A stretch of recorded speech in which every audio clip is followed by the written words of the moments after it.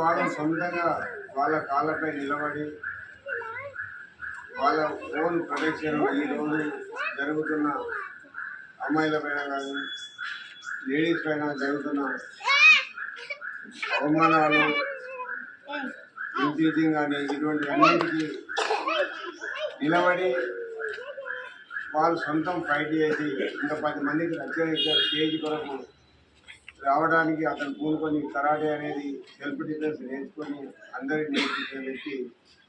నాకు కూడా చాలా ప్రోగ్రాంలో కనపడడం జరిగింది. చాలా మంచి మనిషి.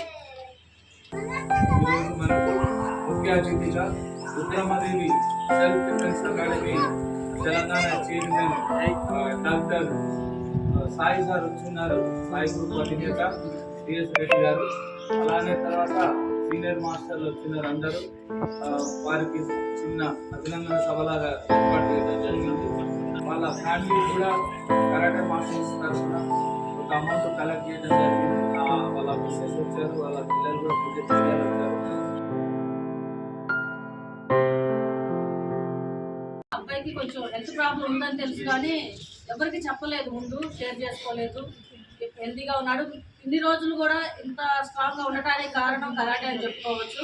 అబ్బాయి చిన్నప్పటి నుంచి కరాటే ప్రాక్టీస్ చేస్తున్నాడు. అలానే మన నారాయణ మాస్టర్ దగ్గర ప్రాక్టీస్ చేశాడు. నారాయణ కూడా అతను కూడా మళ్ళీ మాస్టర్గా చేయడం జరిగింది. తను కూడా ఎంతోమంది పిల్లలకి ట్రైనింగ్ ఇచ్చాడు.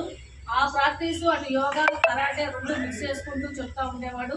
తన సొంత పని వాళ్ళ అన్నదమ్ములతో కలిసి మళ్ళీ ఇళ్ళ దగ్గర ప్లాట్స్ ఇవన్నీ టైల్స్ చేయడం కానీ ఆ పని చేసుకుంటేనే కరాటే మీద ఉన్న అభిమానంతో కంటిన్యూ చేశాడు. తర్వాత సినిమాలో కూడా కొన్ని ఫైట్స్ చేయడానికి సినిమా ఫైటర్ కార్డు కూడా తీసుకున్నాడు. అబ్బాయి ఎక్కడ ఆగకుండా తన లైఫ్ డీల్ చేస్తూనే, అలానే మ్యారేజ్ అయిన తర్వాత మేము దాదాపు ఒక 20 years నుంచి మాకు పరిచయం ఉంది. దగ్గర 18 సంవత్సరాలు దాటిపోయింది. అప్పటి నుంచి కూడా చాలా డిసిప్లిన్గా ఎక్కడికి పిలిచిన మా ప్రోగ్రామ్స్ కూడా మేము టీటీతో కలిసి పనిచేస్తున్నాం. మా ప్రోగ్రామ్స్కి వచ్చేవాడు, అటు సినిమా ఫైట్స్కి వెళ్ళేవాడు, వాళ్ళ అన్నదమ్ములతో కలిసి తన సొంత పని చేసుకునేవాడు. ఇంకా వాళ్ళ అమ్మ వాళ్ళు చాలా సపోర్ట్గా ఉన్నారు. వాళ్ళ భార్య కానీ పాపం ఏ రోజు బయటకు రాని అమ్మాయి కూడా తను బయటకు వచ్చి పని చేసుకుంటూ అబ్బాయికి హెల్త్ బాగాలేదని చెప్పి తన వంతు తను చేసింది. పిల్లలు కూడా అలానే మేము రాజ్భవన్ స్కూల్లో కూడా జాయిన్ చేయడం జరిగింది. పిల్లలు వాళ్ళ అన్న పిల్లలు వాళ్ళు కూడా ముందు కూడా మేము నిజంగా చెప్పాలంటే అబ్బాయి ఇప్పుడు ఇంకా ఉండాలి. కానీ మరి ఎందుకంటే చావు పుట్టుకలు మన చేతిలో ఉండవు కాబట్టి అది మనం నిర్ణయించే విషయం కాదు.